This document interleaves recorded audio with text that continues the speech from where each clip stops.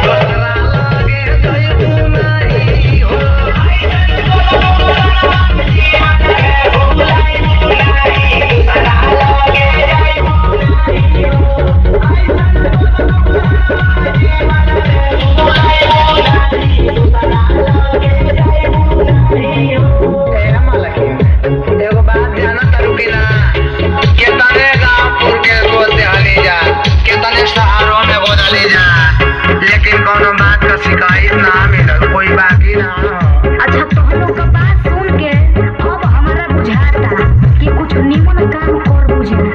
अरे मलकिन तोके पता नहीं के वही जमानिया में एक हरबलमपुर गांव है वही एक अखिलेश कवि हम उन्हीं खयावत अखिलेश बोके बोली जा वही गांव का एगो रवि हम म्यूजिक डायरेक्टर हम उन्हीं का औरत के बोली जा कोनो शिकायत ना मिलो आ शहर में कहलू तो कौन शहर है जौन स्टेशन बड़का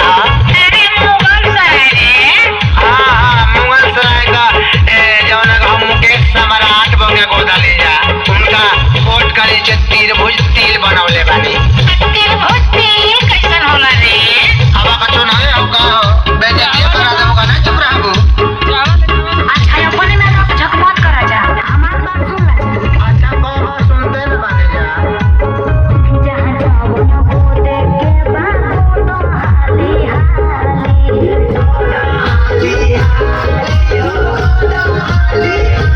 कर पूजे कर पड़ते ही बचोनी छोनी का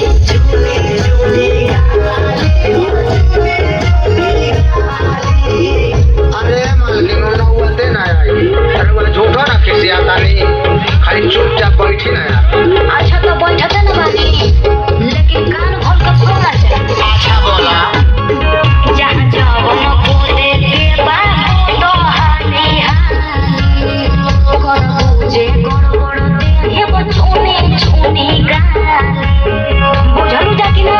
बुझ गई कुल ठीक बा लेकिन हमारे को बात सुन लो एगो हमारो मन वाली हो जाएगा जल्दी बोलो हमरा के कपड़ों पाते जाएगी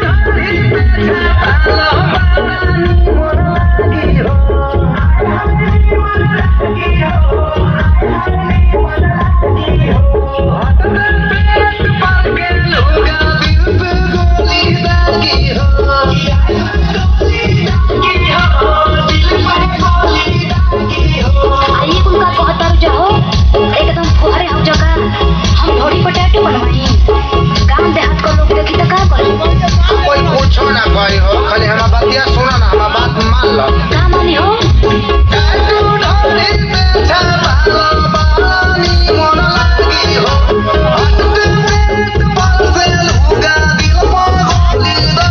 हाँ तो जौन बोल बोल के बोला तारू न तो हम ओ ना होई देहवा के सबो के सिखोइबो नहीं हो देहवा के सबो के सिखोइबो नहीं हो अरे का कहलो सुना ना ऐसा ना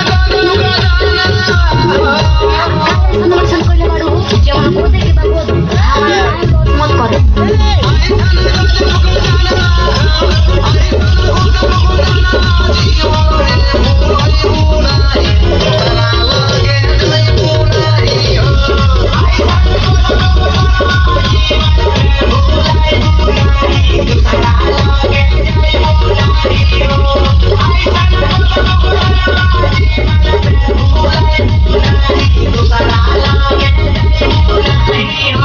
आवा है मालकिन बैठा